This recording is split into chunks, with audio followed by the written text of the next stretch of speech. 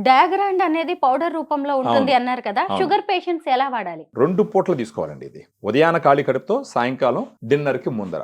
For example 5 గంటలప్పుడు, 6 గంటలప్పుడు ఒకసారి తీసుకోవచ్చు. Sugar వచ్చిన తర్వాత చాలా మంది బక్కచిక్కిపోతూ ఉంటారు. కరెక్ట్. సన్నబడుతూ ఉంటారు. అలాంటి వాళ్ళు మళ్ళీ నార్మల్ స్థితికి రావడానికి డయాగ్రాండ్ అనేది ఏమన్నా ఉపయోగపడుతుందా? ప్రయత్నం చేయొచ్చు ఈ దారిలో. ఒక పక్క షుగర్ పెరుగుతుంది. ఒక పక్క మజిల్ తగ్గిపోతుంది. ఈ షుగర్ ఎక్కడ ఖర్చవ్వాలా?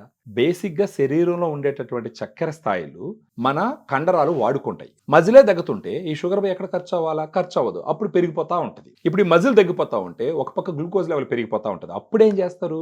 నంబర్ ఆఫ్ టాబ్లెట్స్ పెరుగుతాయి, డోసెస్ పెరుగుతాయి, వాటి వల్ల వచ్చేటటువంటి సైడ్ ఎఫెక్ట్స్ పెరుగుతాయి.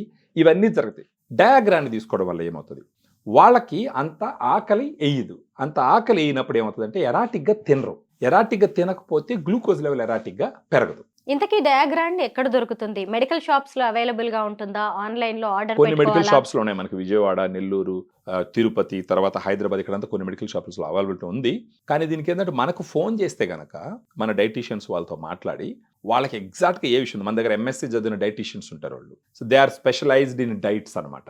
వాళ్ళు మాట్లాడి ఒకవేళ వాళ్ళకి ఏదైనా డైట్ చార్ట్ అవసరమైతే డైట్ చార్ట్ ఇస్తూ వాళ్ళకున్న మిగతా హెల్త్ రిలేటెడ్ కాంప్లికేషన్స్ ఏంటో అర్థం చేసుకొని డయాగ్రాండ్ ఎలా వాడాలి, ఎన్ని సార్లు వాడాలనేది క్లియర్‌గా ఎక్స్‌ప్లెయిన్ చేస్తాం. ప్రైస్‌కి సంబంధించి కూడా కొంచెం తక్కువ ప్రైస్‌కి ఇస్తాము.